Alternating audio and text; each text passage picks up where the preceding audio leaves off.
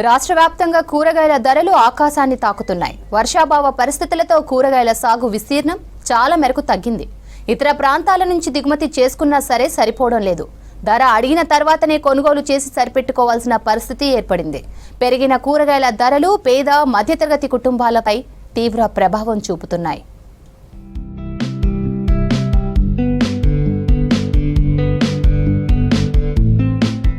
వారం 10 రోజుల క్రితం ధరలతో పోల్చితే కూరగాయల ధరల వ్యత్యాసం ఎక్కువగా కనిపిస్తోంది. జిల్లాలోనూ స్థానికంగా సాగు అవసరాలకు సరిగా నీటి వసతి లేకపోవడం, దిగుమతులపై ఆధారపడడంతో సప్లై నామమాత్రంగా ఉంటోంది. బెండకాయ, కాకర, గోరుచిక్కుడు, దోసకాయ, బీరకాయ, దొండకాయ తోటలు దెబ్బతినడంతో దిగుబడి చాలా మేరకు తగ్గిపోయింది. ఆకుకూరల తోటల్లోనూ ఇంచుమించు ఇదే పరిస్థితి ఉంది.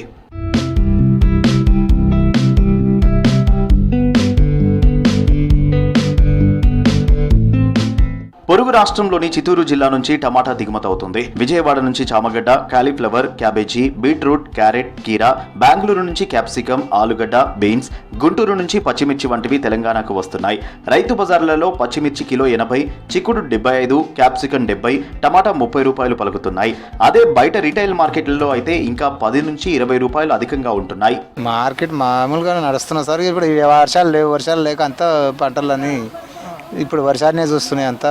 ఇక ఏదైనా కానీ ఇప్పుడు మన మాల్ లోకల్ మాల్ వచ్చే వరకు ధరలు పడిపోతాయి. అంత పార్సల్ మాల్కు ధర బాగుంటుంది. క్యాబేజీ ఉన్నది, ఫ్లవరు, అవి చిక్కుడుకాయలు నడుస్తున్నాయి. ఇప్పుడు ఇక చిక్కుడుకాయ తక్కువ అయింది. ఇన్ని రోజులేమో 100 రూపాయలు అమ్మినది ఇప్పుడు 70, 80, 60కి వచ్చింది.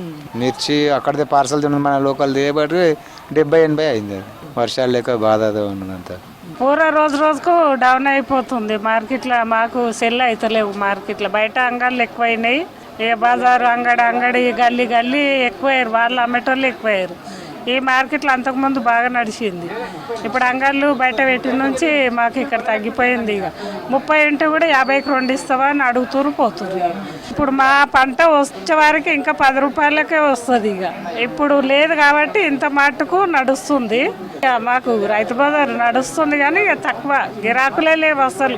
బయటి మార్కెట్లు, దుకాణాల్లో రెట్టింపు ధరలకు కూరగాయలు విక్రయిస్తున్నారు. రాష్ట్రంతో పాటు ఇతర చోట్ల గత కొద్ది రోజుల నుంచి వర్షాలు అంతంత మాత్రంగానే ఉన్నాయి. దీంతో దిగుబడి తగ్గి కూరగాయల కొరత ఏర్పడిందని అధికారులు చెబుతున్నారు. ఇతర రాష్ట్రాల నుంచి కావాల్సిన రకాల కూరగాయలు అవసరమైన స్థాయిలో సప్లై కావడం లేదు.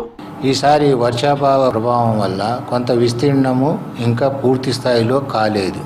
అయితే ఈ కొంత కూరగాయల ధర పెంపకం అనేది అది జరుగుతున్నది. ఎక్కడైతే వర్షాభావం ఎక్కువ ఉందో అక్కడి నుంచి కూరగాయలు పండించి మనకు కూరగాయలు మన రాష్ట్రానికి రావటం అనేది జరుగుతుంది. గత సంవత్సరంతో పోల్చుకుంటే ఈసారి వర్షపాతము నార్మల్ రెయిన్ఫాల్ కంటే తక్కువనే ఉంది. స్కాంటీ కూడా ఉంది. కాబట్టి అది నివారించాలంటే మనము రైతులు ఈ కాటన్ కానీ కూరగాయలు కానీ వేసిన వాళ్ళు మల్చింగ్ వేసుకోవాలి. డ్రిప్ ఇరిగేషన్ వేసుకోవాలి, మల్చింగ్ వేసుకోవాలి. ఆ విధంగా కూరగాయలు పండించడం వల్ల మంచి ధర వస్తుంది, మంచి ఇన్కమ్ కూడా వస్తుంది. రాష్ట్రంలో వర్షాభావ పరిస్థితుల కారణంగానే కూరగాయల ధరలు పెరుగుతున్నాయి. మన రాష్ట్రంలో పండించిన కూరగాయలు అందుబాటులోకి వస్తేనే రేట్లు కాస్త తగ్గుతాయని చెబుతున్నారు వ్యాపారులు.